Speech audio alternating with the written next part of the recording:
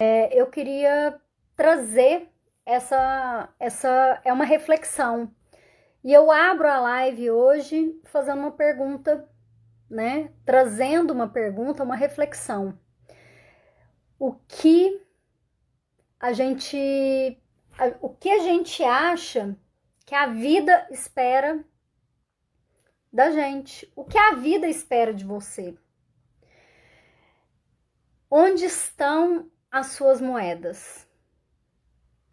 Eu acho que a gente precisa olhar para isso, refletir sobre isso e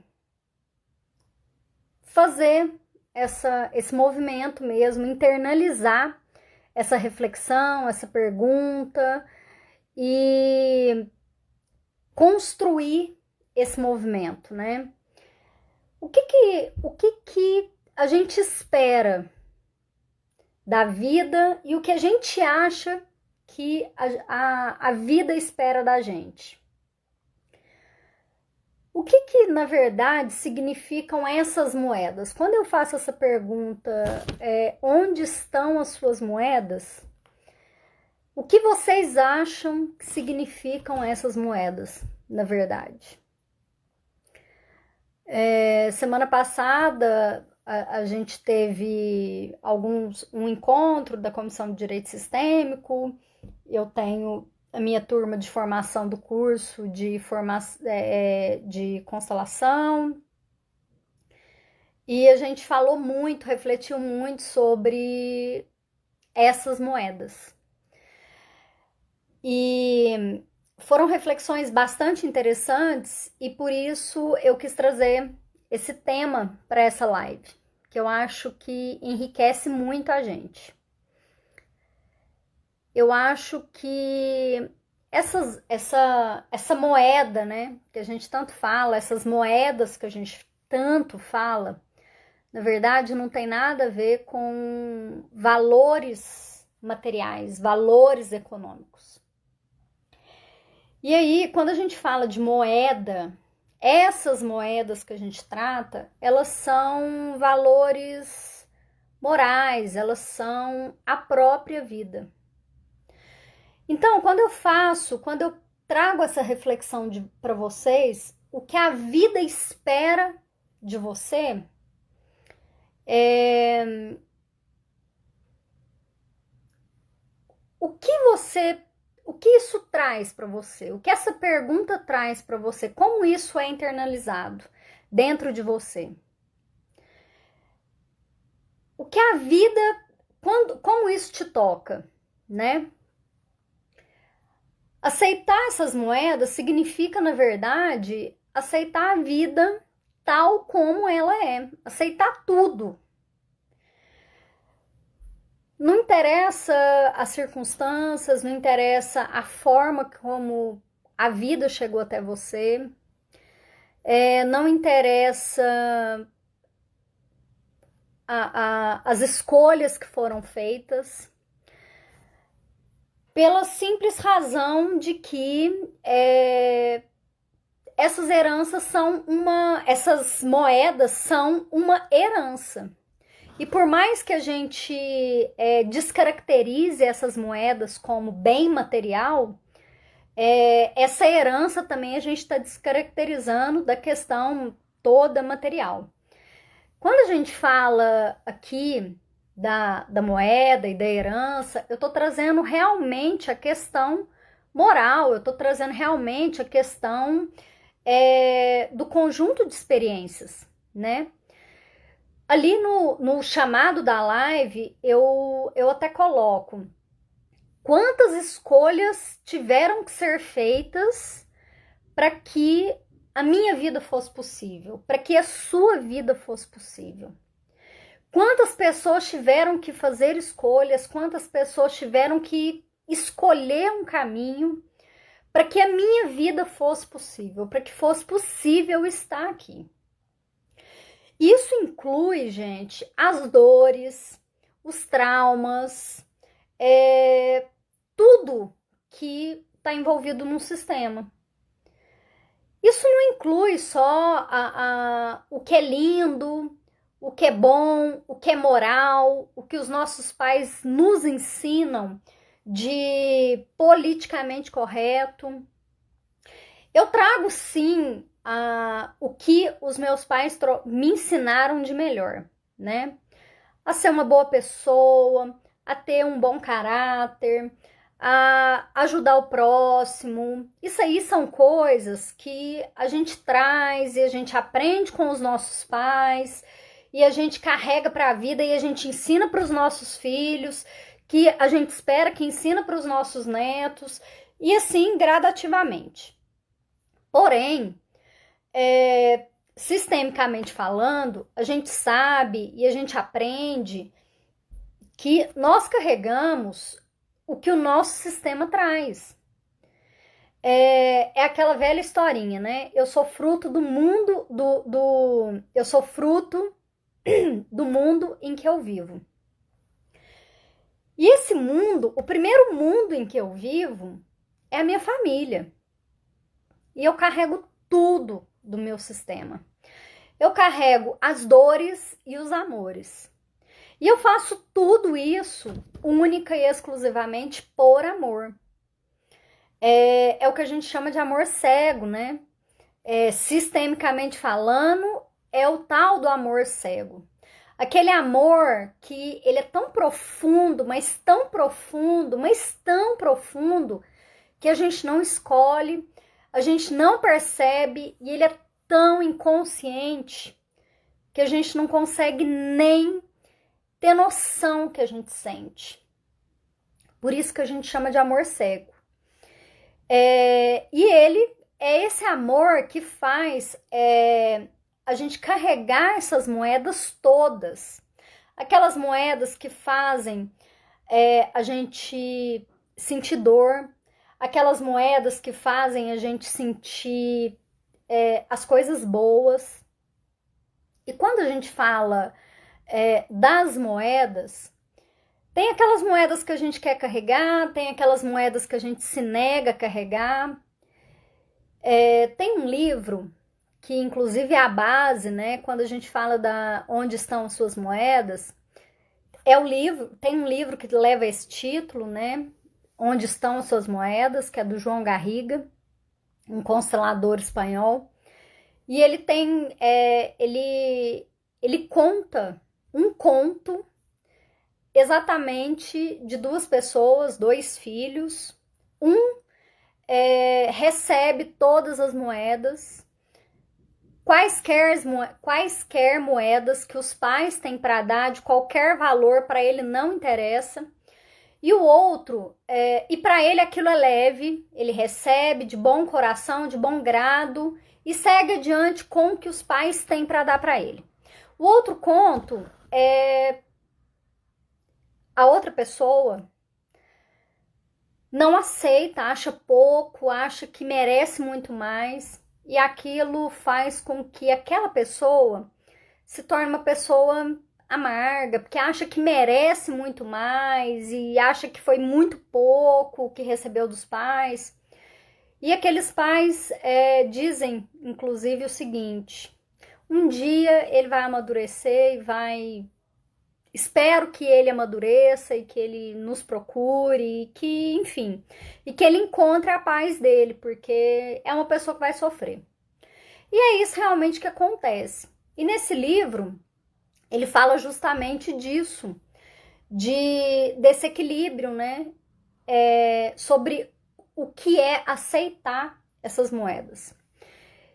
E é um livro que faz a gente refletir muito sobre essa aceitação e sobre a própria vida.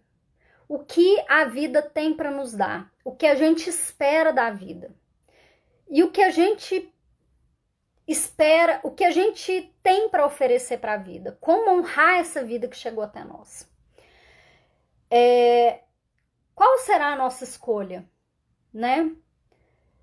A vida, ela chega até nós através de muitas escolhas. Só foi possível essa vida chegar até nós porque muitas pessoas escolheram, fizeram muitas escolhas, tiveram escolhas difíceis. Nós não podemos imaginar quantas escolhas foram difíceis, quantas dificuldades elas tiveram, quantas dores elas passaram, mas elas escolheram passar a vida para frente. E a nossa vida só é possível por conta disso. Então é muito importante que a gente honre a vida que chegou até nós. É muito importante que a gente tenha amor pela vida, pela nossa vida. E aceitar essas moedas, aceitar essa vida que chegou até nós, é aceitar a vida exatamente como ela é, aceitar tudo. Como eu disse aqui, aceitar as dores e os amores. Aceitar tudo que veio para mim. Aceitar o que é fácil, aceitar o que é difícil, aceitar inclusive as escolhas que eu faço. Porque ninguém é perfeito. Eu não sou perfeita, os meus pais não são perfeitos, meus avós não foram perfeitos. E a gente precisa ter muita consciência de que o que atua em nós é algo muito forte. O que atua dentro do nosso coração é algo muito além do que a gente pode ter consciência. E é muito forte a gente julgar as pessoas, julgar os nossos pais, os nossos avós. A gente está sempre tentando, na nossa vida, a gente está sempre tentando fazer algumas escolhas, a gente está sempre idealizando, projetando coisas, querendo sempre mais e querendo que as coisas sejam diferentes. E esse querendo que as coisas sejam diferentes, muitas vezes elas vêm com uma postura de julgamento. E essa postura de julgamento, ela nem sempre, aliás, nem sempre não, ela não é legal, porque ela me coloca numa condição muito grande, me coloca numa condição muito além, muito acima, muito aquém do que eu devo estar. A gente não pode esquecer jamais que para eu estar onde eu estou, o que veio antes de mim teve que tomar várias decisões. Teve que escolher que a minha vida fosse possível. Então é muito importante eu saber acolher essas dificuldades, acolher essas decisões. Não importa quais decisões sejam essas. Não importa se eu concordo com essas escolhas, com essas decisões. Por exemplo, não importa se as escolhas dos meus pais são compatíveis com as escolhas que eu faria. Importa que eu estou aqui. E eu só estou aqui porque eles permitiram que eu estivesse. Importa que eu estou aqui porque eles permitiram que a minha vida fosse possível. Vocês já pararam para pensar se lá atrás, a minha avó tivesse escolhido não ter filhos?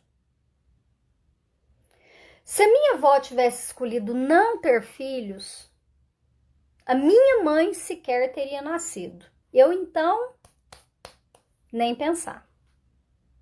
Ou, ok, se a minha avó tivesse feito a escolha que ela fez, ter tido os filhos que ela teve, mas em algum momento a minha mãe tivesse decidido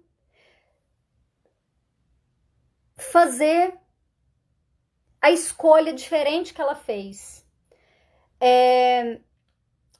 E ao invés de construir uma família, ela tivesse pensado em cuidar da vida profissional dela. trabalhar apenas e não ter filhos, a minha vida não teria sido possível.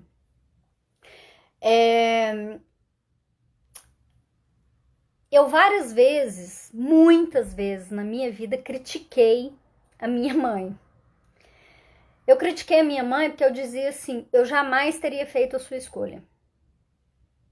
Minha mãe foi uma mulher que engravidou aos 24 anos, ela trabalhava fora, engravidou, e quando ela engravidou, ela parou de trabalhar para cuidar dos filhos, casou, parou de trabalhar e virou dona de casa para cuidar dos filhos. E durante muito tempo eu falei, eu jamais teria feito isso. Jamais. Eu preferia ganhar um salário mínimo o suficiente para pagar alguém para cuidar dos meus filhos, para não ter deixado de trabalhar fora, para não ser uma dona de casa. Eu passei muito tempo criticando minha mãe. E eu podia, inclusive, só que eu nunca tinha refletido que ela podia, inclusive, ter escolhido que eu não tivesse nascido. E isso é muito importante, é muito forte a hora que a gente para pensar. São reflexões que a gente faz e que a gente precisa realmente ponderar. As escolhas deles são deles. Quem sou eu para criticar? Como diz a Ana Cláudia, que está aqui assistindo a live, e quando você ouve, eu não pedi para nascer. Realmente, você não pediu para nascer, mas eu permiti que você nascesse. E se não fosse eu, você não teria nascido. Ponto. Você nasceu. A sua vida foi possível. E se você nasceu, é porque você estava disponível para nascer, estava ali prontinho para nascer. E eu permiti, eu decidi que você ia nascer. Ponto. Tá tudo certo com isso. São escolhas que a gente faz. E a gente precisa honrar a vida que a gente recebeu. É muito comum, né, a gente ver pessoas que são adotadas, pessoas que perderam os pais muito cedo, pessoas que... Muito cedo mesmo. Quando eu digo muito cedo, é pessoas que perderam os pais muito jovens, muito crianças e foram viver em orfanatos, ou pessoas realmente que foram deixadas para adoção. E essas pessoas se sentem abandonadas ou questionam muito, né? Realmente, eu não pedi para nascer, porque colocou no mundo, se não ia cuidar de mim, por que resolveu ter um filho, por que não se cuidou. A questão é a seguinte: o maior bem que existe é a vida. A pessoa te deu a vida. Isso é mais do que suficiente. O resto você faz. O resto é com você. Eu particularmente, eu não gosto, não uso muito o termo abandono. Eu acho que eu prefiro usar o termo indisponibilidade. Quando eu escuto alguém dizer eu fui abandonada, ou minha mãe me abandonou, meu pai me abandonou, eu sempre, algum cliente ou alguém que fala perto de mim ou comigo sobre isso, eu sempre converso com a pessoa no sentido de tentar falar com ela o termo indisponibilidade. a sua mãe não esteve disponível para você, o seu pai não esteve disponível para você. Justamente porque aquela mãe, aquele pai, principalmente a mãe deu a vida para aquela pessoa. A mãe poderia ter escolhido que aquela pessoa não estivesse aqui, que aquela pessoa não tivesse nascido e pronto. A mãe dá vida para aquela criança, a mãe dá vida para aquela pessoa. E aí ela não pode cuidar daquela pessoa. Aí ela deixa aquela pessoa para adoção, porque ela sabe que aquela criança vai encontrar alguém que vai cuidar melhor dela. Ah, mas quantas e quantas crianças não conseguem ser adotadas? Eu não estou falando necessariamente da adoção. Eu estou falando que aquela criança está bem cuidada. Seja num lar de adoção, seja num abrigo de adoção, seja numa família solidária, seja de qualquer forma, aquela criança está sendo melhor cuidada. Aquela família, aquela criança está com cuidados disponíveis, que aquela mãe não poderia dar, que aquele pai não poderia dar. É muito importante a gente olhar para isso. Bom, mas o que é honrar a vida? Essa vida que chegou para mim, essa vida que chegou até você. É olhar para os nossos pais simplesmente como pessoas comuns. Pessoas comuns que eles são. A partir do momento que eu olho para os meus pais como pessoas comuns, eu me torno pais comuns. Eu sou uma pessoa comum, olho para os meus pais como pessoas comuns e eu posso ser um pai comum para os meus filhos. Não existe ninguém perfeito. Gente, não existe perfeição. Então não tem como os nossos pais serem perfeitos. Não tem como eu ser um pai perfeito para os meus filhos. Nós erramos, a gente bate a cabeça, nós fazemos escolhas e a gente faz o melhor para os nossos filhos. A gente faz e a gente sabe que a gente faz. Se eu perguntar para qualquer pessoa que é pai e mãe, o que você faria para os seus filhos? Você diz, eu faria qualquer coisa pelos meus filhos. Eu tenho certeza que vocês diriam isso. Eu faço qualquer coisa pelos meus filhos. E vocês diriam, eu faço o meu melhor. Eu faço o que eu puder fazer. E quando você não pode, quando tem alguma coisa que não pode ser feito, você diz, eu fiz o que eu podia fazer. Eu sou mãe. Eu faço o que é possível fazer para minha filha. Eu faço tudo o que é possível. O que eu não faço é porque não dá para fazer. É porque tá além do que eu posso, tá além do que eu consigo fazer. E não adianta, eu não posso fazer mais. Não tem possibilidades. Com os nossos pais é a mesma coisa, eles são pais comuns, assim como nós somos pais dos nossos filhos. Não tem como ser diferente. É só a gente se colocar no lugar deles. Sabe aquela historinha da empatia? Coloque-se no lugar do outro. Agora que nós somos pais, a gente consegue olhar para os nossos pais de uma forma diferente. Nesse livro que eu citei para vocês, nesse livrinho que eu citei para vocês do João Garriga, Onde Estão as Moedas, ele dá um exemplo disso. Ele fala que numa sala onde tinham algumas pessoas, ele perguntou: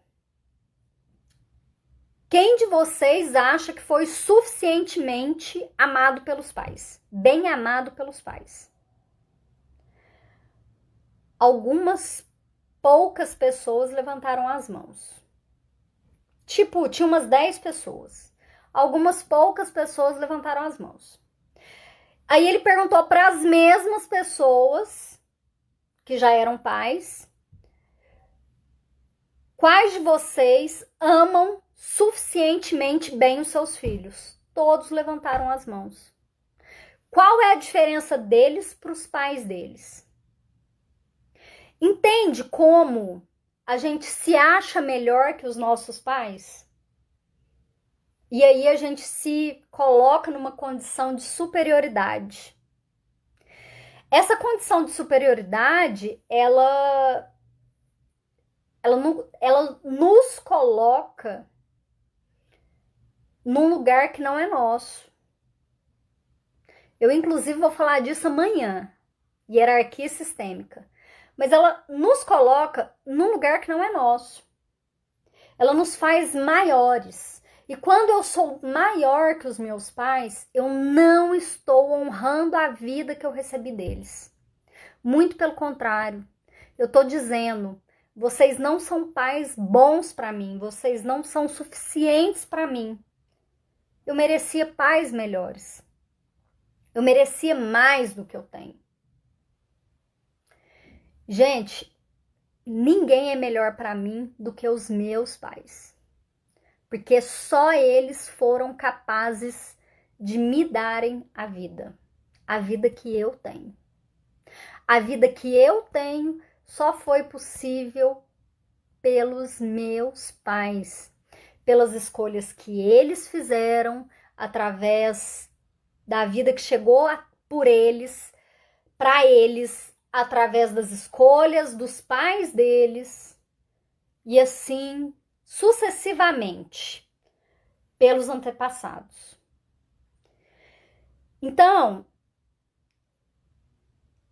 eu volto naquela pergunta: e se a nossa avó tivesse escolhido não ter filhos?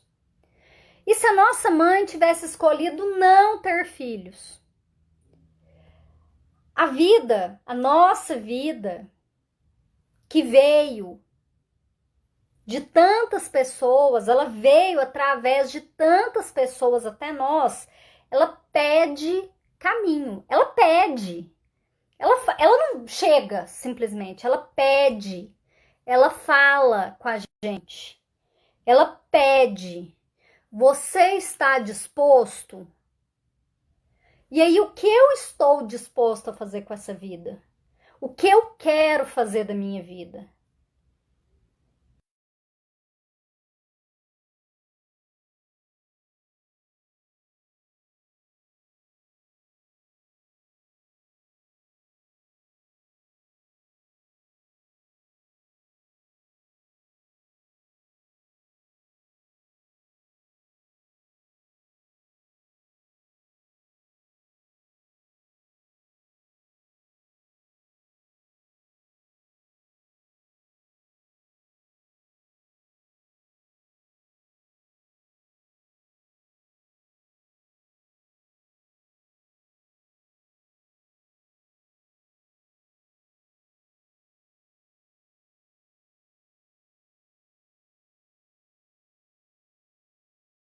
Honrar pai e mãe, honrar a vida que eu recebi deles. Mais uma vez eu falo para vocês, o essencial é simples, é muito simples. Ser simples não significa ser fácil, não significa ser fácil.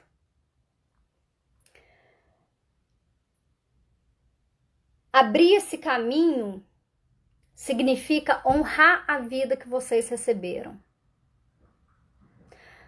A Núbia tá falando que a internet tá travando. Tá travando para todo mundo? Como é que tá? Às vezes é só pra Núbia.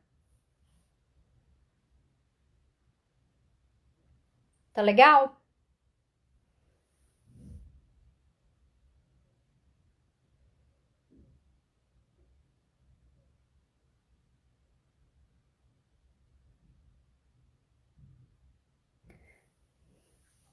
A Nara disse assim: tive meu primeiro e único filho especial e precisei de apoio de mãe. Porém, ela dizia para mim: quem pariu Mateus, que o embale.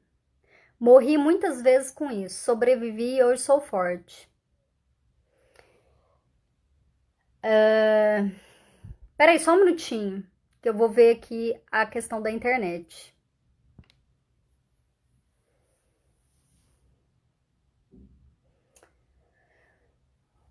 Eu vou falar e aí qualquer coisa vocês me falam, tá? Se realmente tá travando. Às vezes por causa da chuva, que choveu muito. Aqui tava chovendo muito, caiu uma chuva danada. Então pode ser isso.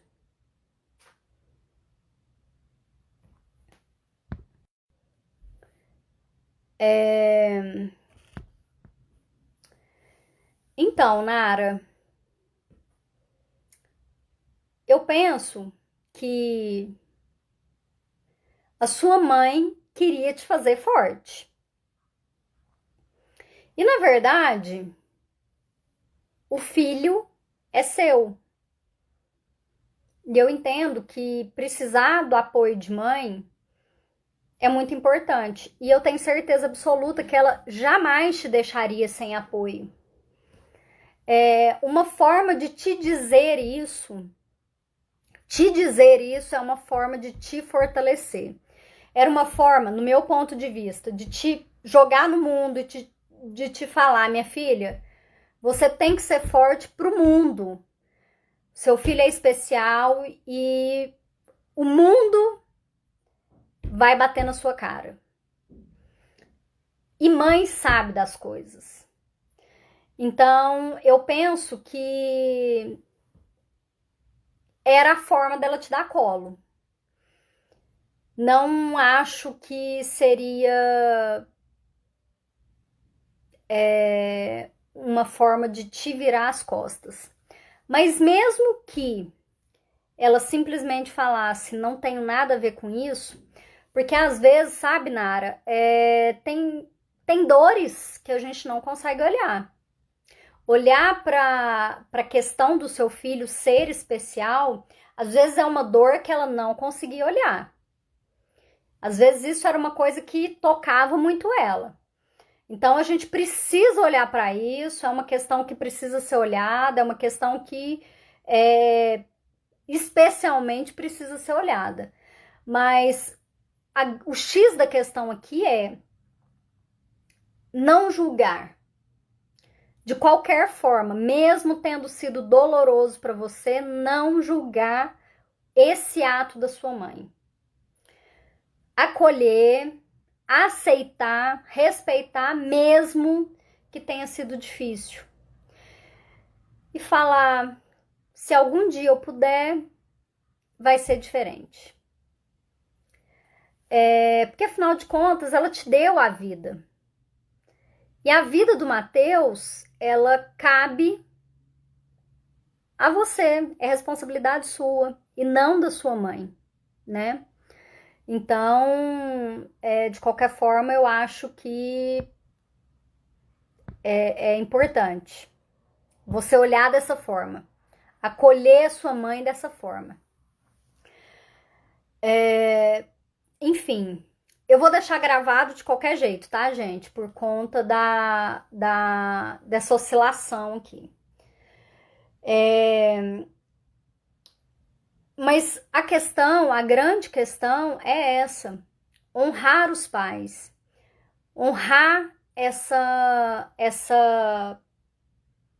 vida que chegou até nós, independente das escolhas, independente das decisões que foram tomadas, independente, inclusive, das dores.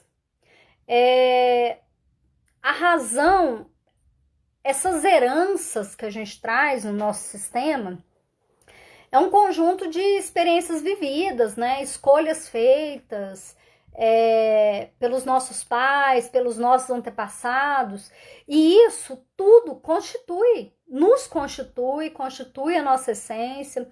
E isso inclui, inclusive, né, como eu já disse, as dores, os abusos, as ações brutais, os traumas, os segredos familiares. Quando a gente fala de pais, avós, bisavós, os nossos antepassados, a gente sabe que existem segredos familiares aí. Quem conhece constelação, quem já vivenciou uma constelação, sabe que muitas constelações a gente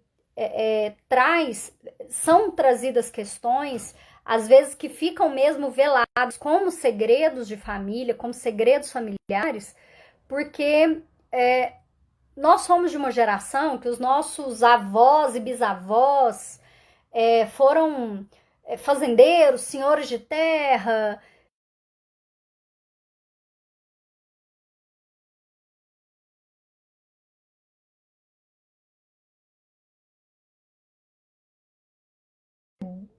Teve muita luta, muita guerra, né? Muita morte. A gente sabe que tem muita coisa envolvida. E além disso, existem os segredos que, mesmo que não sejam desse tempo, dessa época, coisas até mais atuais, filhos fora do casamento, famílias fora do casamento também. A gente sabe aí que tem pessoas que vivem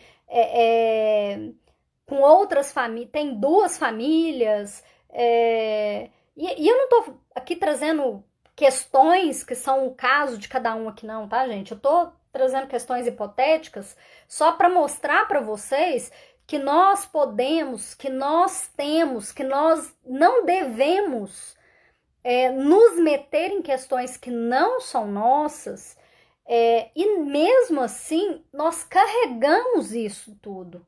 Nós carregamos isso na nossa essência. Nós carregamos essas dores, nós carregamos esses traumas todos do nosso sistema, e apesar de serem dores e de serem traumas, nós fazemos isso por um único motivo. E é pelo mesmo motivo pelo qual a gente pode honrar essa vida. É por amor. Nós temos o que chamamos de amor cego, e como o próprio Bert Hellinger já dizia, o mesmo amor que cura é o amor que adoece. O amor que adoece é esse amor cego que nós sentimos pela família, pelos nossos pais. Nós somos capazes de morrer pelos nossos pais. Nós matamos pelos nossos pais. Apesar de parecer que quem mata pelos filhos são os pais, nós também fazemos isso. É o que chamamos de amor cego. E esse amor que cura é justamente nesse sentido, essa cura interna, essa cura que transforma a minha vida, que deixa a minha vida mais leve, que cura a minha alma, né? É olhar para os meus pais e dizer: obrigada pela vida que vocês me deram. Obrigada por eu estar aqui. Obrigada por serem os meus pais. Vocês são pais perfeitos para mim. Serem pais perfeitos para mim não significa serem pais perfeitos. Serem pais perfeitos para mim significa eu só poderia ser quem sou, só poderia estar aqui porque são eles os meus pais. Se não fossem eles, eu seria uma outra pessoa. Mas isso não faz deles pais perfeitos, assim como eu não sou a mãe perfeita para minha filha. Eu faço o que eu posso, eu dou o melhor de mim. Assim como eu tenho certeza, como eu posso sentir dentro do meu coração que os meus pais fizeram todo o melhor que puderam. E eu recebo essas moedas.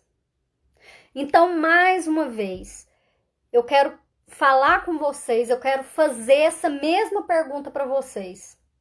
O que a vida espera de vocês? E o que vocês têm para dar para a vida? Como vocês vão honrar a vida que vocês receberam dos pais de vocês. Reflitam sobre isso.